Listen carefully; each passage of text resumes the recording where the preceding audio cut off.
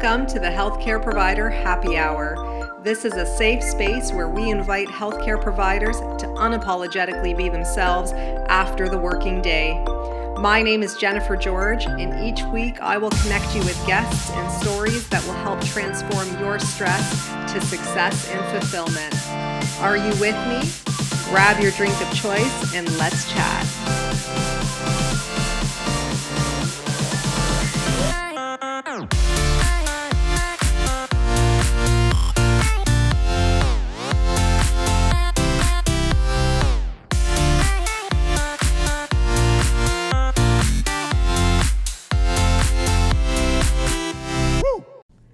Hey everyone, welcome to the Healthcare Provider Happy Hour. I'm your host, Jennifer George, and I'm joining you this evening with a glass of water.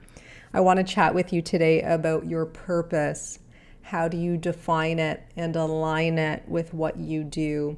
This is adapted from my book, Communication is Care, 9 Empowering Strategies to Guide Patient Healing. And when I wrote this book, I wrote it in such a way that I wanted to speak to healthcare providers about the importance of their well-being in how they communicate positively with patients every single day.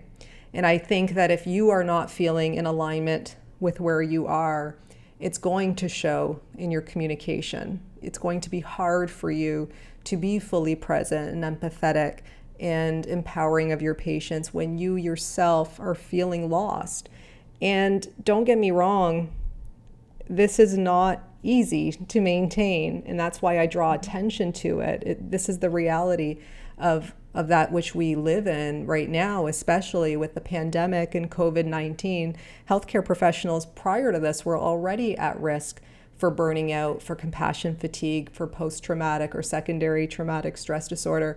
And now with the pandemic, it's even doubled, right? We are even more at risk and more vulnerable to stress and it manifesting into burnout, fatigue, and traumatic stress disorders. So when I think of purpose as a practice of your intention every day. The thing is, people will often say, you have to find your purpose. You have to find your purpose. And while I agree with that, I think that we are finding our purpose and we are practicing our purpose every single day. I don't think it's something that we just think of and, it's something that we work towards and it just happens. I think that every single day you are setting that intention in some way, shape, or form, and it comes out in your practice. So if you are a healthcare provider, one of the best things to do is to reflect back on before you started practicing, why you wanted to practice to begin with. That is fundamentally where your purpose started. And it's going to change, it might evolve, it's going to grow. And that's what I mean by you practicing it is the only way for you to kind of manifest it in its entity is to start practicing it with where you're at right now. So you might have gotten into the practice to help people, for example. That was fundamentally my reason for getting into healthcare. But now that I'm in healthcare and I've been in healthcare, I see now that my purpose now is that my impact becomes broader. So rather than directly impacting one patient at a time, what if I could impact many hundreds, thousands of patients at a time by impacting many healthcare providers at a time? So that's kind of where my purpose has shifted and it's grown. But I couldn't get here, I couldn't have conceptualized this if I hadn't started with my initial purpose, which was just to provide high quality care to patients every single day. That was my purpose. That's what grounded me every day. And only until you start living in that purpose can your purpose continue to grow, evolve, change, be modified, and continue to attend to that too.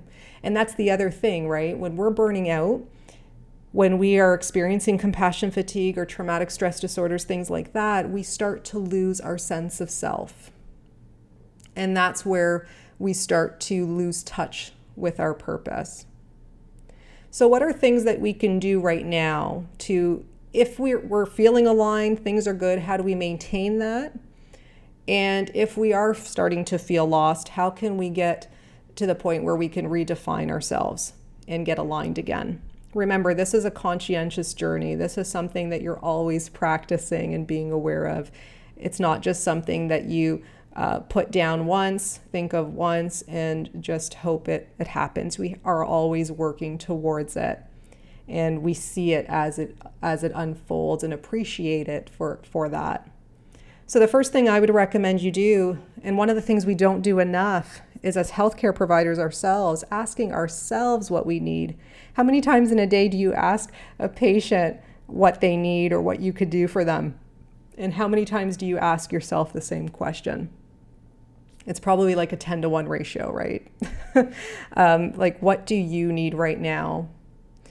And we have to start being more conscious of this and consciously asking ourselves this question. And it kind of feels awkward to do so. Like for me to ask myself, like to say, what do you need right now, Jen? Or what do I need right now? And to kind of really internalize that and to be present with that. It used to feel awkward for me in the beginning, but now it's become more of a practice.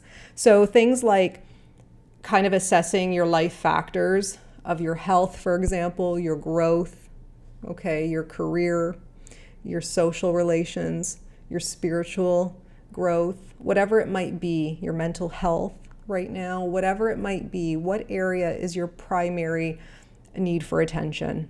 What area do you feel like you want to pour more into to feel like more like yourself again? I would only focus on 1 to 2 factors and start there and start seeking guidance for that, or start, if you know what to do already for yourself, then just start practicing it more intentionally every single day and start prioritizing yourself that way. Second, where you can, integrate play. Life is so serious right now. It's so super serious right now. Where in your days can you sprinkle in some play? For me, listening to music, going for long cruises, drives, that's a big thing for me lately. Sports are a big thing for me when it comes to integrating play, and writing, of course, for me as well. So what are things that you can integrate that bring you joy? Oftentimes it has something to do with when we were younger and things that, we enjoyed doing when we had less responsibility at that time in our lives. It's usually, for me, it's been usually something along those lines. So something for you to reflect on as well. Third, ensure that your self-care, your investments in yourself, ensure that they're flexible, but also non-negotiable. Meaning, don't kind of know your boundaries and don't compromise your well-being in order to appease somebody else. Ask yourself if what you're doing for somebody else is really what you want to be doing for somebody else. Or are you doing it just because it's a habit of yours to please other people, right? So non-negotiables could be things like working out, right? Adding that into your plan, but committing to it. I find with non-negotiables, if you find you have a hard time sticking to them, then write them down. Write them in your calendar. And if you don't have a calendar, I recommend you have a daily agenda and just handwrite things like workout, journaling. Put in your self-care things as well as your to-dos, okay? And finally, practicing gratitude at any moment. There is never a wrong moment to be grateful. So when people ask me, when do you practice gratitude? I practice it anytime I possibly can. I don't always write them, but I do write them every day. But when I'm thinking about them, I don't always write them. Sometimes I could be at work and I'll randomly feel grateful for something. And it's not even work related. It's just something that comes to mind sometimes. So it's just whenever I'm fully present, I find that I have more to be grateful for. When I'm too preoccupied, when I'm too stressed out, I find that, I don't attend as much to my gratitudes. So that's a good way of knowing how grounded you are as well. Walking up and down the halls of the hospital, I find, because our halls are quite long, so I'm kind of present to just that moment. I find that I often have plenty to be thankful for, up and down that 100+ foot walk, let's say, in one direction. The other thing I love about gratitudes is that they're just a great gateway to feeling more self-empowered, to feeling more optimistic, and to feeling like there's more, right? There's more, and more is coming, and that you are blessed in this world, that things are happening for you. Okay, even if we don't see it, even if we don't feel it sometimes, still be attending to this, okay? Because sometimes things are happening and they're unfolding and we don't really see it, but they're still happening. It's still a part of our path, so to speak. I know for me it's hard because sometimes I want things done right away, or I want to have accomplished something right away or hear about something right away. And I have to remember and ground myself and remember that things are always happening in the background, even if I don't see them. Okay, I have to continue to remind myself that and be grateful for that. So let me know what you guys think. I hope this guides you to defining your purpose or redefining it again and feeling more aligned with where you're at right now. Don't put so much pressure on yourself for finding that purpose, okay? Understand that it's a journey. Understand that it's a practice. And start with where you can see yourself. Start with that first step.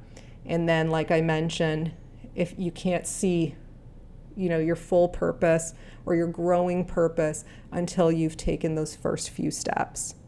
And if you're not sure of where to begin, you're not sure of where to start, you can always reach out to me on Instagram. My handle's @bestobsessedwithjen, and we can have a conversation about it there. If you're wondering about my book, Communication is Care, you can grab it from Amazon. That's probably the most popular place to get it. But really any book retailer pretty much in the world does carry it, either through ebook or paperback. So you can just Google it and find where it is near you. And until we chat next time, guys, remember to take care of yourselves, connect with your purpose by connecting with yourself, and stay happy. So if you guys like this podcast, please subscribe and leave an honest review. Your feedback means everything to me. Your reviews are what moves this podcast forward, and I always appreciate receiving them. If you want to get a hold of me directly, reach out to me on social media. My handles are in the show notes, and you can always subscribe to my weekly newsletters at jennifergeorge.co so that we can stay connected. So until next time, thank you guys so much again for your ongoing support.